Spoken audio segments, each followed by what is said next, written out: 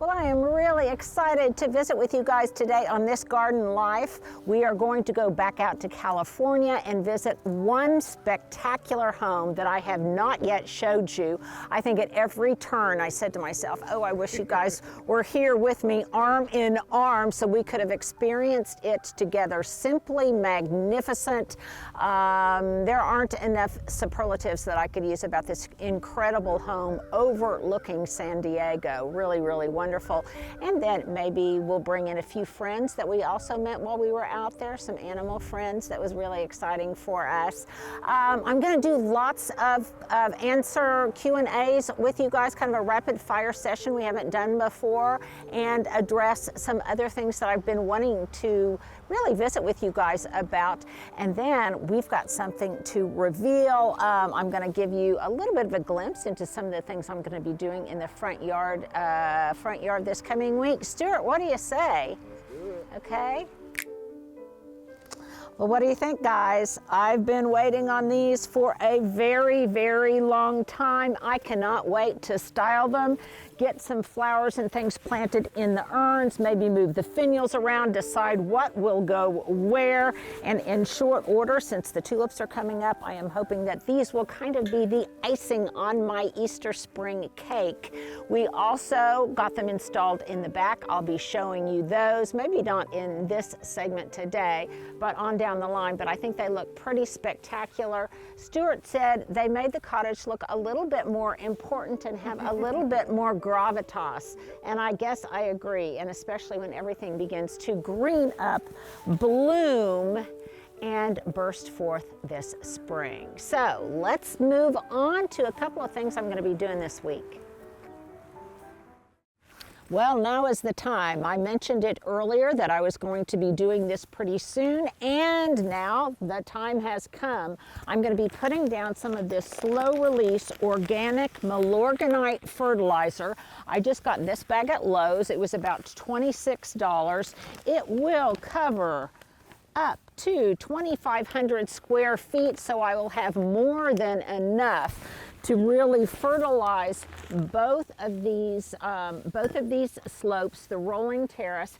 I'm not going to use any great big spreader. I've just got one of these hand spreaders. I'll be able to do that pretty easily. Then I'll make sure to water it in. Somebody asked, does it stink? Yes, it stinks a little bit, but to me it's kind of a good stink because I know that that means it's doing its job. And if we get some rain here pretty quickly, it should green this ryegrass up before you know it, which will begin to set the stage for everything else that will be blooming this spring. So if you want to do it too, it's called Milorganite 640. You can use it in your beds. It will not burn. It's slow release. It's pretty much fault proof. So if you are interested, then I highly recommend it. I've used it for years.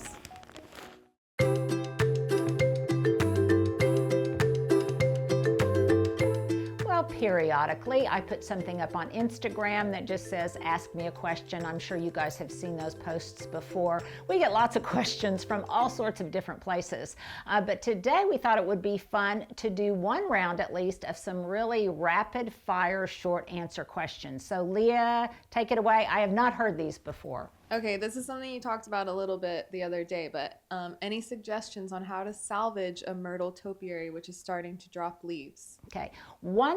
Okay, if it's just starting to drop leaves, then give it as much water, light TLC, and a light feeding as you possibly can.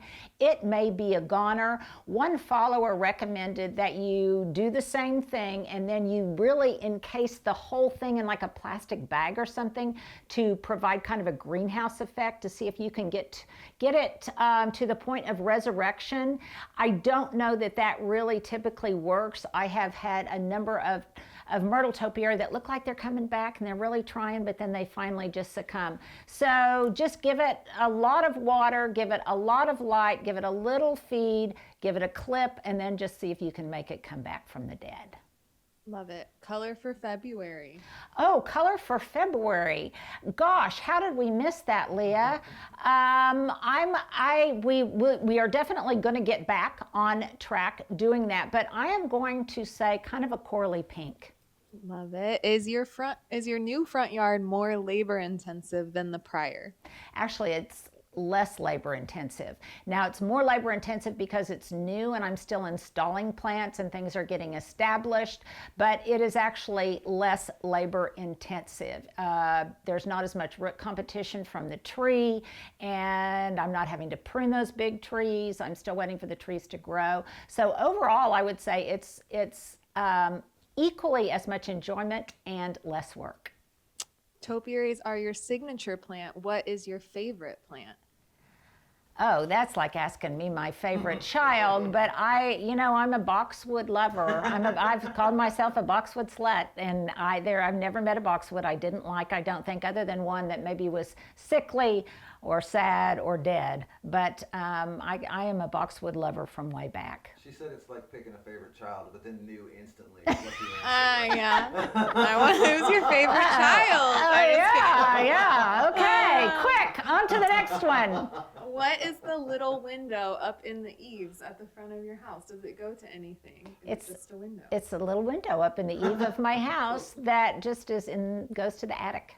What's your workout routine? My workout routine has changed because my trainer moved to California. Recently, she before she left, she put together a little workout routine for me. Lately, I have really been doing some interval training on my treadmill. For weight loss, I still am doing some weightlifting and things like that according to the regimen that I have shared before. Let's share that again. Leah, we'll put it there, and maybe we need to put it in the newsletter. Subscribe to get it. But the other thing is I'm having to be pretty careful because recently I have developed a really ferocious case of golfer's elbow. Do I golf? No, but it's from, I think, lifting some things that are a little too heavy, moving some pots that are a little too heavy. I just need to learn to be patient. They just have to stay where they are for a while. And sometimes I just need to know my own limits. So I'm having to be very, very careful with that, and a shoulder that I think I damaged doing the same thing. But that's my workout routine: resistance training and cardio. Love it. How many pairs of garden boots do you have? Oh, wow. I would say under 10, more than 5 and under 10. Other than that, I'd have to count. That would have been my guess. Any favorite gardens to visit in the U.S. and abroad? Oh my goodness, so many favorite gardens. So many out in California that I haven't been to. I haven't been to Filoli. I mean, a number I haven't been to. Longwood Gardens. There's just more than I can count. Sadly, I've probably been to more gardens around the world than I have some of the more famous ones here. I haven't been, well, let's just say there's a lot that I have not visited here. Yet. Did you feel the recent Oklahoma earthquake? Oh my goodness, did I feel it? Yes. I not only felt it, my little cottage felt it. I noticed a new crack I haven't showed it to you guys. There's a new crack in the corner going into the master bath that wasn't there before the earthquake. It was a 5.1. Yeah, you guys felt it too, didn't you? Yeah. Yeah, here's my question of the day. If you guys live in Oklahoma, tell me where you live and if you felt the earthquake or not. It was pretty scary. Why these are starting up again, I don't know, but it is frightening. Have you ever been to Italy? Oh yes, I've been to Italy on more than one occasion. I absolutely adore it. We've taken the boys there. Hubs and I have been there on 2 separate occasions, just the 2 of us. Such a romantic place to go, and such a large country. You get a different vibe depending on where you visit. If you go to northern Italy, it's more like Austria. If you go to the southern part of Italy, it's got a whole different vibe. Love Italy. Travel book for Yes. your trip to Italy. Yes.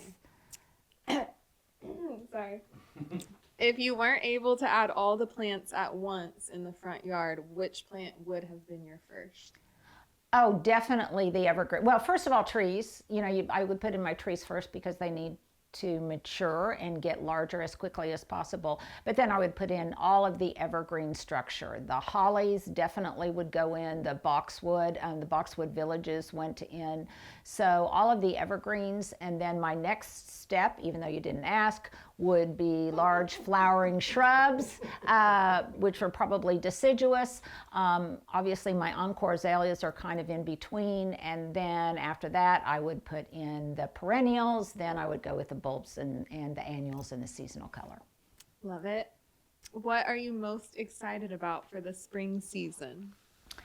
I think what I'm most excited about is this is the first spring at the cottage, and I'm just not sure what it's going to look like and how the whole spring show is going to come together.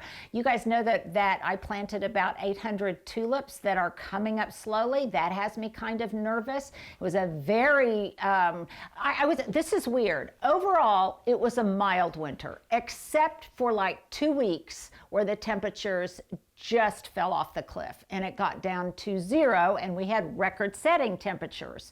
So it's just been a difficult winter, but I'm just looking forward to it coming together. And as a kind of corollary to that, I guess what I'm really looking forward to are all of the little people on my street that will see all of the tulips for the first time. I'm already Well, it's true. It's the first time we've gotten to see the show here. Yeah, the show here, and hopefully, I'm nervous. You know, can I live up to the other house? Yeah. I'm not sure, but it will be new for this space, new to the neighborhood, new to all the little people in the neighborhood. And yes, already I have been contacted by lots of people when they found out I was going to plant that many tulips if they could come by for Easter pictures. And my goodness, yes. Yes. Okay, last question, Okay. which goes along with that. What's been the biggest challenge with starting over in a new garden? I think learning how the light falls, learning just how hot it's going to get up here on a south-facing exposure, learning just how windy it's going to be, and just the fact that probably overall I'm used to a mature garden. This is not a mature garden, and it takes, no matter how big the specimens I plant, it nevertheless takes a while for plants to get established, for plants to flourish, for plants to not succumb to the vagaries of Oklahoma weather, both in the summer and the winter. So I think that's been my biggest challenge, is I've moved from a mature garden that was there for 30 years. I, in some cases, took that for granted, and now you're starting over. It's like people. A person's greatest strength is their greatest weakness, and it's true of a garden. Its greatest strength is its greatest weakness. It gave me an opportunity to start over, to try new things, to correct some of the mistakes I'd made in the past, but its greatest weakness is it's not mature, and I am still at the top of the learning curve, not at the bottom. Love it. Well, that is all for this time, but Okay. we'll post some more questions. Yeah, now I am going to answer a lot of questions that you guys had because I think it's instructive. So the last Wednesday walkabout, who knew that so many people were going to have such strong opinions about things? So I thought I would address it again, not from a place of being defensive or even a place of vulnerability, because believe me, if you are on social media, if you're on the news, if you're a sportscaster, if you are in the public eye, in any respect, you have to have pretty thick skin. And I would say, you guys, I've got pretty thick skin, don't I? But that said, if there's ever a teaching moment, I really want to share it. And so many people were, in some cases, I would say rude / unkind. Some I would say just, maybe they can't see the vision of it. But if you are rude / unkind, as all of us experience on social media, if you are that rude, then you just don't need to be part of this very loving community anymore, and I will just not allow you to look at the channel anymore if you're that rude. But the other thing I think is that so many people are still comparing it to the other house. They said, oh, it doesn't look like there's any greenery. It looks too cluttered. It looks... Well, I'm going to address that because I think there's a lesson in this for all of us right now, and that is to Show yourself some grace. If you are looking at your garden right now and it looks like a holy mess, well, it's been a holy mess of a winter. The other thing is, if you've got lots of plants that need to mature to soften a lot of the structures, to soften the hardscape, to soften, well, whatever you have going, to hide your compost pile, to hide your rain barrel, well, that takes time and it doesn't happen overnight. So I'm showing myself some grace. I agree, it definitely looks very cluttered right now for a number of reasons. One, it's winter. Number two, I don't want to keep doing the same things over and over again. So I'm waiting for the railings to be installed. I'm waiting for some other things before I stage it all. And it is winter after all. And I do have golfer's elbow, so I'm trying to be mindful of that. So, but show yourself the same grace. It takes time. It doesn't happen overnight. It happens in layers. And those of you that saw what it looked like last fall, I think you know that my faith in myself and in my landscape is not completely unjustified. So, you know, it's been a hard winter. And I think it affects our moods. I think it affects our landscapes. So show yourself some grace. So there you go. I think that answers our Q&As for this segment. We've got some other things to talk about. So let's take a break.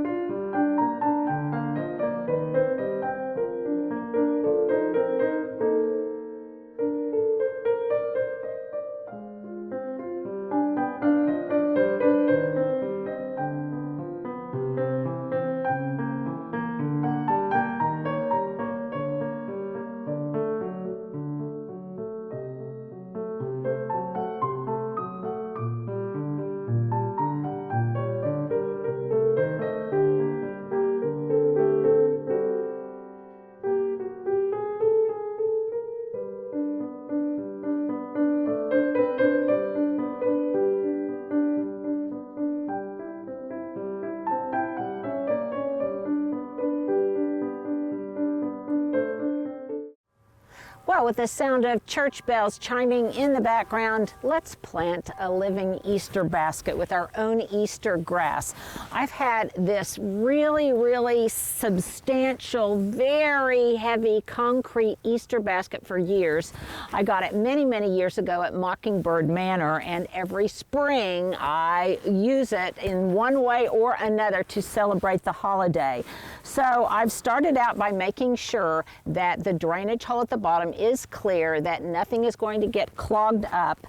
And then as a bottom layer, and because I don't want to add really much more weight if I can avoid it, I've just put some of the branches of the Dusty Miller that I cut. And that will give me a little bit of drainage. It will break down over time. But honestly, I don't really care, because this is very much a short-term proposition to plant this Easter basket. I just want the grass to look good for, a couple of weeks, and after that I'll probably replant it or do something else with it. So how am I going to go about it? Well, I've got some soil here. I don't even really care if this is much of a high quality soil, because again, this is a short-term proposition. So I just took some out of another pot, another container that I had up here in front. You can see this is nice and moist. It's got a little bit of grit in it, but that's okay. And all I'm going to do here is just kind of even it out. Now obviously you could use fresh potting soil, or you too could use just some dirt that you have already existing that it might need to be amended or a little bit, but in this case you don't really need to worry about it. Okay, this is the Fundamentals Grass Seed Perennial Rye Mix that I like so much. It's very fine bladed, and I am going to plant this very densely on top of the surface of the soil. Far more densely than I would do it if I were top dressing or overseeding rather my Bermuda grass. This again is for a very short-term proposition, and this is also seed that is over a year old, so the viability on it may not be great if I wanted to use it in my landscape, but if I plant it heavily enough and enough of it germinates, I'll get more than enough coverage here for my Easter basket. And what this will do is it'll just grow real grass. And then I will stage some Easter eggs, maybe an Easter bunny. I can even take out a section of the grass and maybe plop in a few little bulbs or something if I so choose. So you can see how densely I'm planting this. Now, I'm doing this now because Easter is March 31st, and I want to make sure that I have a good stand of grass before Easter time. The other reason I'm doing it now is because even though last night it got down to 26, this week we are going to get as high as 77 supposedly on Wednesday. We're going to have highs in the 60s and 70s and the lows just in the 50s. It cannot. It is definitely roller coaster. So you see, I am really putting a lot of seed in here. And I kind of brushed it in. Then I added a little bit more seed. Now what am I going to do next, you might ask? Well, I am going to get some risers that I will put underneath the basket itself so that when I water it, it really won't stain the concrete too much. And then I'm going to cover this with a piece of plastic. Now, why am I going to do that? Because I really want a greenhouse effect here, and I will get it by covering this with a piece of plastic. It will hold in the moisture, it will hold in the heat, and it will really speed up germination of this seed. In fact, I have used this technique before, and it has germinated in as few as 3 to 4 days. Once I get germination, I will take that plastic off and I will let it just kind of grow on its own as it would in the real landscape. But that's a real fun way to think about your decor for Easter, is by planting planting Easter grass. I have done this a million times. It is so much fun. You can use big pots, you can use small pots, you can make little tiny individual lawns in small pots and set them at each place setting when you have your Easter brunch. At any rate, whatever you do, I am encouraging you to try it. A fun thing to do with kiddos, and what's not to love?